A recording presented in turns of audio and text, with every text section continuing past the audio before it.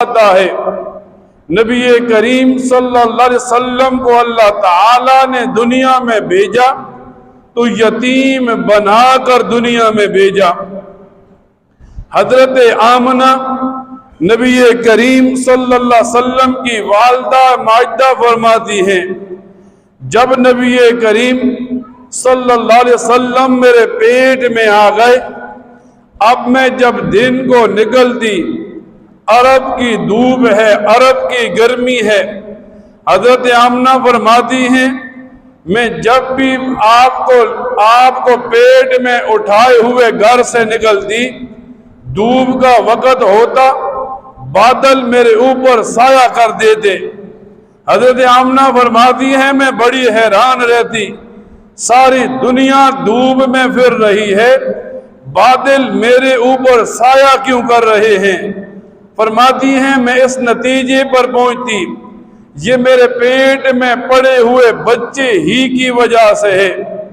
حضرت آمنہ فرماتی ہیں جب آپ میرے پیٹ میں آ گئے، جب میں گلی میں، بازار میں، پہاڑ میں نکلتی، میں پتھر کے پاس سے گزرتی، پتھر سے آواز آتی، میں دیوار کے پاس سے گزرتی، دیوار سے آواز آتی، میں درخت کے پاس سے گزرتی، درخت سے آواز آتی۔ حضرت آمنہ فرماتی ہیں یہاں تک میں پہاڑ کے پاس سے گزرتی تو پہاڑ سے آواز آتی۔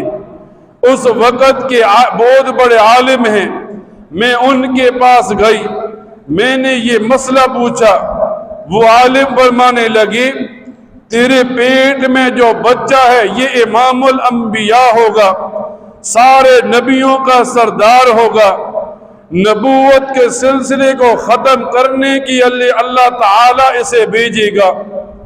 سیرت کی کتابوں میں یوں آتا ہے نبی کریم صلی اللہ علیہ وسلم کے دادا آپ کی دادی سے کہتے ہیں حضرت آمنہ سے کہا کر تو بیوہ ہے، تو خوشبو اور عطر استعمال نہ کیا کر۔ جب نبی کریم صلی اللہ علیہ وسلم کی دادی نے یہ بات حضرت آمنہ کے سامنے رکھی تو حضرت آمنہ فرماتی ہیں میں نے ساری زندگی کبھی خوشبو استعمال نہیں کی، لیکن جب سے یہ بچہ میرے پیٹ میں آیا ہے میں جہاں تھوکتی ہوں وہاں تھوک سے بھی خوشبو آتی ہے۔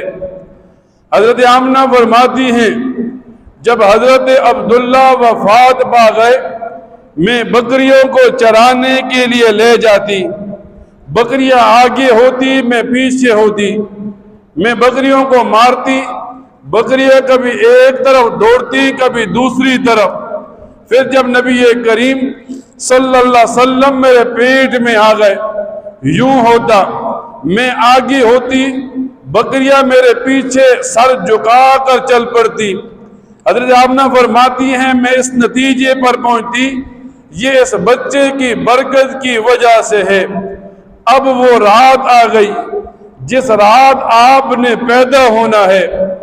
فرماتی ہیں جب نبی کریم صلی اللہ علیہ وسلم کی ولادت کا وقت ہوا، آپ دنیا میں تشریف لا گئے، آپ کے چچا حضرت علی المرتضیٰ کے والد فرماتے ہیں جس وقت آپ کی ولادت ہوئی میں خانہ کعبہ میں تھا، بتوں کے درمیان میں تھا، آپ کی ولادت ہوئی، بت آپس میں ٹکرانے لگے اور بتوں سے آواز آنے لگی آج کعبہ کو پاک کرنے والا اس دنیا میں آ گیا۔